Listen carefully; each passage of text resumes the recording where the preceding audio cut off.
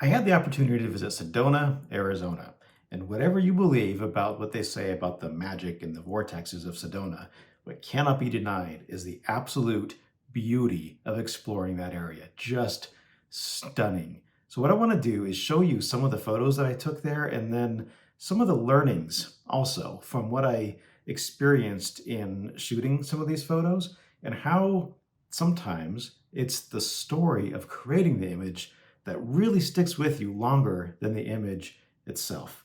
So let's take a look at some of these photographs, and I'm going to share some of the things I learned while creating them. Here's a picture of me on the trail, just looking all confused as usual. um, but then after your 2.5, 3 mile hike, you get to this, and this is the cave up here. And I know this doesn't look like a big deal, but if a person was standing here, it'd probably be, feet are here and heads probably up here.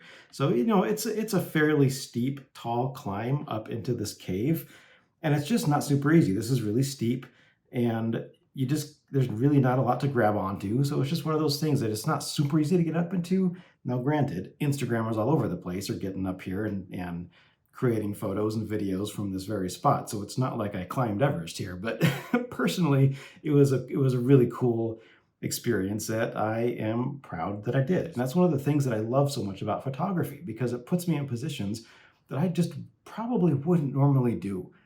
Like the inspiration, not inspiration, but the motivation to get here with my camera is really what got me here. Would I have gone just to see it? I hope that I would say yes to that.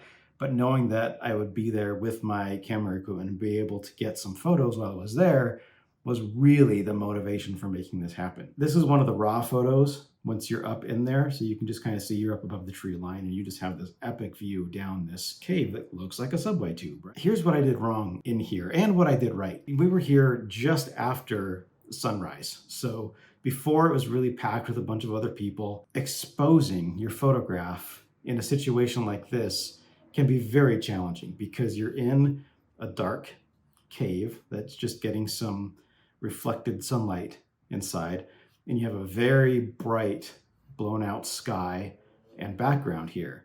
So how do you possibly expose this? I didn't do such a great job. Like I felt like I didn't take the amount of time and just really breathe and slow down like I probably should have. And then I think that would have eliminated my problems because I wouldn't have rushed through my settings. But you can see that the sky is completely blown out here. There is no detail to recover in this sky. But what I was doing, gratefully, is shooting in bracketed mode. So each exposure was actually taking 3 exposures. One that the camera thought was correct, one that was underexposed, one that was overexposed. The majority of those were completely overexposed, even shooting those 3 exposures. I just didn't take the time to notice that I needed to move my exposures down, move my shutter speed down, or faster shutter speeds to really make up for that. And it's just not something that I really paid attention to while I was in the cave because I was just so excited to be in the cave. Just so excited and just being like, oh my God, this is so beautiful. I made it.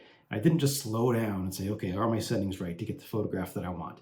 So that is lesson number 1, to slow down, picture the composition that you have in mind, and make sure that your settings are capturing what you want to see and that you're not going to get home and be disappointed that something's off center or the sky is blown out. So really slow down and just be careful. I am grateful though, because there were a few where I was able to merge those pictures together and get an exposure that is properly exposed. And this is one of those. So I just like that inside the cave is well exposed. I was able to recover details in that sky and still get that crisp background outside of the cave. Like I loved this composition, but I didn't love that the sky was completely white. So you can see this is just a raw file here. And there was just 0 detail to capture or to bring back in the sky on this photograph. And that really upset me. I was like, I'm better than that. Like I should have seen that. Like when am I going to be back here? I should have paid more attention to that.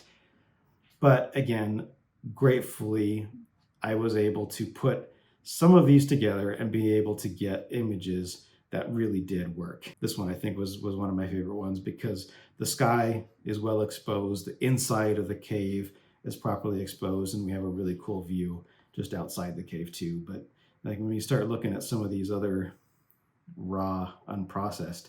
Look at that. Look how blown out that sky is. I was really upset. I really was, because my library was just filled with pictures like this, and I was like, dang it.